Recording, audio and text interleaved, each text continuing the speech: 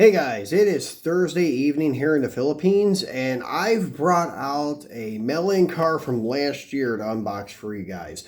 Don't think I did this one last year when it was first released. This is your Nissan Laurel 2000 SGX. It was a Kroger mail-in exclusive from 2021.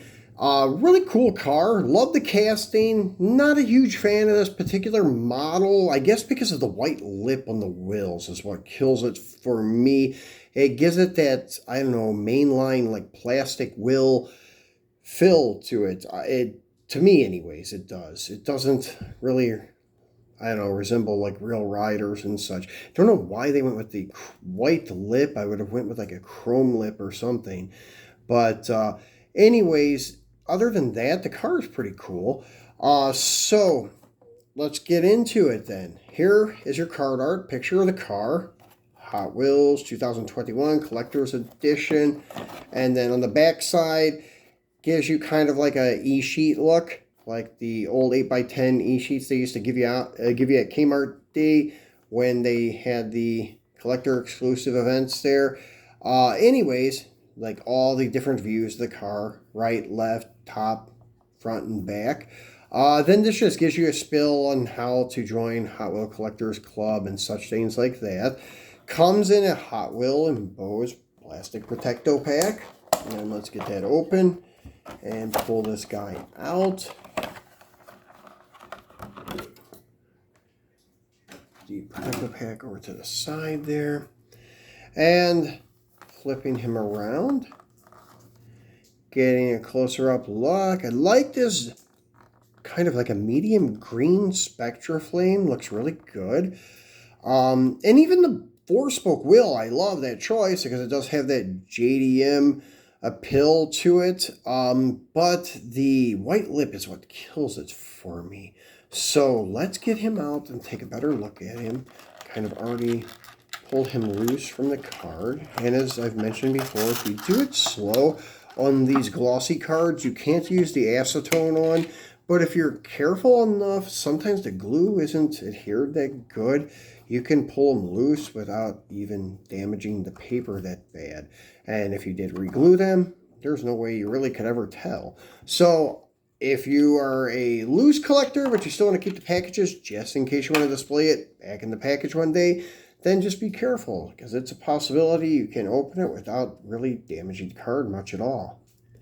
So this, as you can see from just rubbing the plastic, not cellophane, but the PVC plastic in the blister, it's kind of sort of rubbing that white lip off the wheel.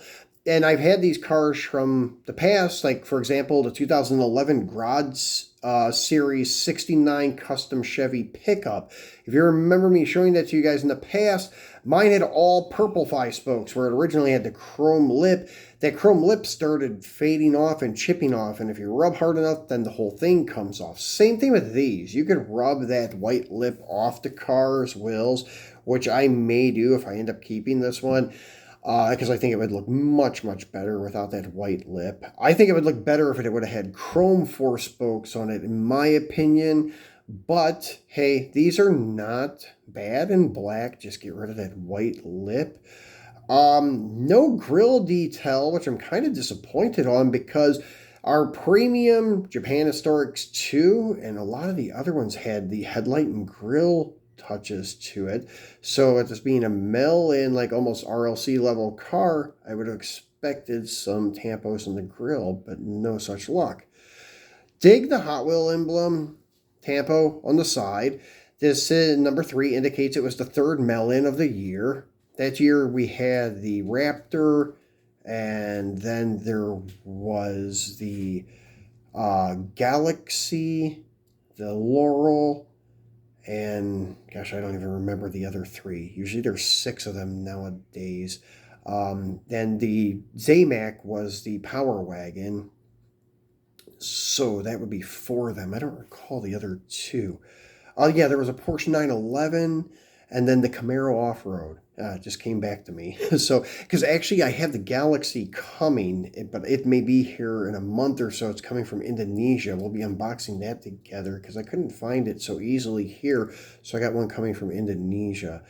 But this one does have the taillight tampos and the chrome bumper. What's cool is that the bumpers are chrome and they're separate pieces from the base or the body or the interior bucket, which is pretty sweet because it gives it extra detail where you don't have like the bumpers, they have to be black because they're part of the interior bucket, or the bumpers have to be like a cast finish because they're part of the base. These are actually separate. That was the one thing I dug about this and the C210 Skyline with the JH2 set. That was like the first time I started seeing these separate bumpers from anything else, which I thought was really cool detail from Hot Wheels.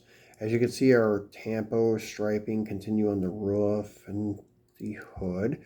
And then it is die-cast on die-cast. Nicely detailed chassis with your front subframe and rear independent rear end and such. You can see the sway bars and the exhaust, the transmission, cross member. So some nice details there.